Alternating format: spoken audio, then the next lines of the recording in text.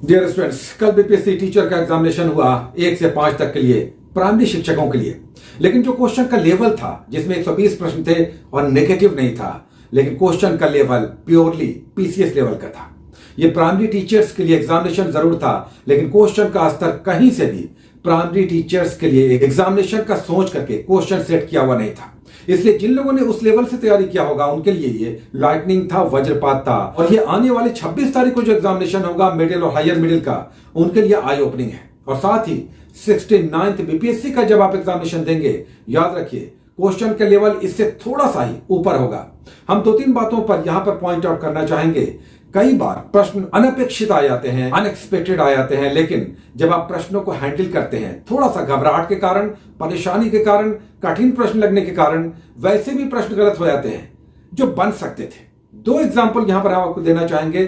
Current affairs से questions अच्छे थे, हालांकि प्योरली पीसीएस लेवल के थे। हम आपको एक एग्जाम्पल दिखा रहे हैं। I2U2, ये सारे मैगजीन्स में है। I2U2 का सम्मेलन हुआ, इसे मध्य एशिया का क्वाड भी कहते हैं। 4 सदस्य देश है।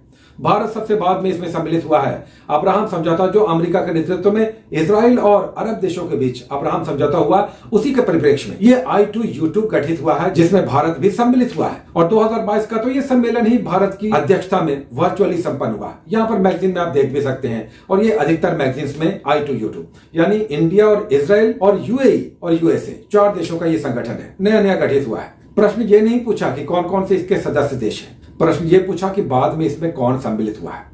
ये प्रश्न पता है कहां अच्छे से मिल सकता था? मंथली मैगजीन जब हम पढ़ते हैं तब उसमें इस तरह के प्रश्न, इस तरह की परिचर्चा देखने को मिलती है कि कोई संगठन, कोई सम्मेलन, कोई शिखर सम्मेलन कहां कैसे हो रहा है, इसका गठन कब हुआ, कौन बाद में सम्मिलित हुआ, कौन नया सदस्य है, तो ये वहां पर दिखाई देता है। ईयरली मैगजीन में जिसका अभी हम आपको दिखा रहे हैं, वहां पर सीधे सीधे अध्यक्षता या सम्मेलन या वर्ष ये सब दिया होता है। तो ये मंथली मैगजीन जब आप पढ़ते हैं तो इस तरह के प्रश्न बन पाते हैं। तो ये कठिन प्रश्न था और हम समझ सकते हैं अब जब 69वीं का आप एग्जामिनेशन देने जा रहे हैं तो किस तरह से ये आपके लिए आई ओपनिंग है। एक और हम आपको उदाहरण दिखाना चाहेंगे जिसमें आप जानते हुए प्रश्न गलत करते हैं, जब मन में ये बैठ जाता है कि प्रश्न कठिन है। देखिए 17 नंबर क्वेश्चन, ये 17 नंबर क्वेश्चन भूकंप से आया था। वर्ल्ड ज्योग्राफी जब आप पढ़ेंगे तो उसमें लिथोस्फीयर यानी स्थल मंडल में जो आरंभिक चैप्टर्स हैं उसमें आपको चट्टान मिलेगा, भूकंप मिलेगा, ज्वालामुखी मिलेगा। भूकंप में देखिए सामान्य सारे बुक्स में ये दिया हुआ है। पहला पॉइंट ठीक है, जानवरों के व्यवहार में परिवर्तन आ जाता है, वेरी सिंपल, जब भूकंप आने वाला रहता है। दूसरा पॉइंट देखिए, यहां पर भी जब आप चैप्टर पढ़ेंगे आसानी से दिया हुआ है। विशेष रूप से भूकंप के मामले में फोकस या एपी सेंटर हमें जानना होता है, यह आसान है। तीसरा पॉइंट देखिए ध्यान देने वाला था, जहां पर कंफ्यूजन क्रिएट होता है।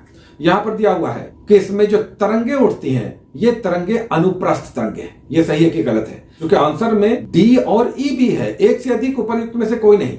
जब आप फिजिक्स पढ़ेंगे तो आप तरंगों को जब आप पढ़ेंगे तो वहां पर दिया हुआ है कि माध्यम की उपस्थिति के आधार पर 2 प्रकार की तरंगे होते हैं, इलेक्ट्रोमैग्नेटिक और मैकेनिकल वेव्स। जैसे प्रकाश अनुप्रस्थ तरंग है, ट्रांसवर्स वेव है, जबकि ध्वनि जिसमें माध्यम की आवश्यकता होती है, अनुदैर्घ्य तरंग है, लॉन्गिट्यूडनल वेव है। यहां पर क्या दिया हुआ है? देखिए आपके बुक में भी दिया हुआ है, लेकिन बुक में क्या दिया हुआ है? बुक में दिया हुआ है कि ये तरंगे ध्वनि के प्रकार की तरंगे हैं, यानी इनके लिए माध्यम की आवश्यकता होती है। और जब आप फिजिक्स में पढ़ेंगे तरंगे, तब वहां पर दिया हुआ है कि जो तरंगे ध्वनि में चलती हैं, विचरण करती हैं, वो अनुदैर्घ्य तरंगे होती हैं। अब देखिए कहां से कहां कैसे लिंक दिया हुआ है। इसलिए जब आप तैयारी कर रहे हैं 69th बीपीएससी की, जब आप तैयारी कर रहे हैं तो ध्यान रखिए अभी भी 1 मंथ है, आपके बुक्स में ही इसके आंसर हैं। लेकिन कई बार कठिन प्रश्न जब लगने लगता है तो आपका शॉर्ट सर्किट होने लगता है, जाने हुए प्रश्न डीलिंक होने लगते हैं। आपको लगता है कि ये कहां से दिया हुआ, अनुदैर्घ्य, अनुप्रस्थ, पी तरंगे, एल तरंगे, एस तरंगे, ये सब क्या है, जबकि बिल्कुल गाइड बुक्स में आसानी से ये सारे फैक्ट्स दिए हुए हैं। इसलिए अब जब 69th बीपीएससी की हो, उन्हें किस तरह की मेंटेलिटी के साथ मानसिक लेवल पर प्रश्नों को हल करना है, ये जानते हुए भी कि प्रश्न कठिन है, तब आप कैसे अप्रोच लेंगे।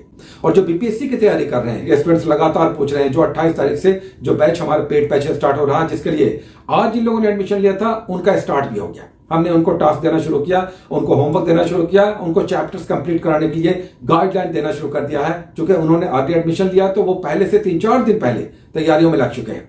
बहुत सारे लोग पूछते रहते हैं कहां जाएं, कैसे ले एडमिशन, कैसे कहां कॉल करें। तो हम कई बार काउंसलिंग नंबर दे देते हैं, आप उन काउंसलिंग नंबर पे 3 दिया हुआ है, कॉल करके डिटेल्स ले सकते हैं। 28 तारीख से 1 मंथ का सुपर शानदार कोर्स स्टार्ट हो चुका है, जिसके लिए हमने स्टार्ट ले लिया है। हालांकि आधिकारिक रूप से ऑफिशियली 28 तारीख से यह स्टार्ट होगा। वैसे भी जो लोग भी बीपीएससी की तैयारी कर रहे हैं, आप 69th के लिए बिल्कुल कान खड़े कर लें। करंट अफेयर्स से क्वेश्चंस बनने वाले होंगे। अभी भी जबकि टफ पेपर था ये टीचर का, करंट अफेयर्स के अच्छे क्वेश्चन थे और बनने वाले थे। और जब आप सब्जेक्ट्स की तैयारी करेंगे, अब 1 मंथ बचा हुआ है, डायरेक्ट बुक्स पे जाइए, उन बुक्स पे जो आपका पढ़ा हुआ है और उसी को जो अंडरलाइन आपने किया है या एक बार 2 बार पढ़ लिया है, उसी को खोल के पेज को उलट पुलट कीजिए, केवल आप रिवाइज कीजिए। लेकिन जिन लोगों ने अभी नहीं पढ़ा है वो जाए डायरेक्ट सब्जेक्ट वाइज पढ़ें।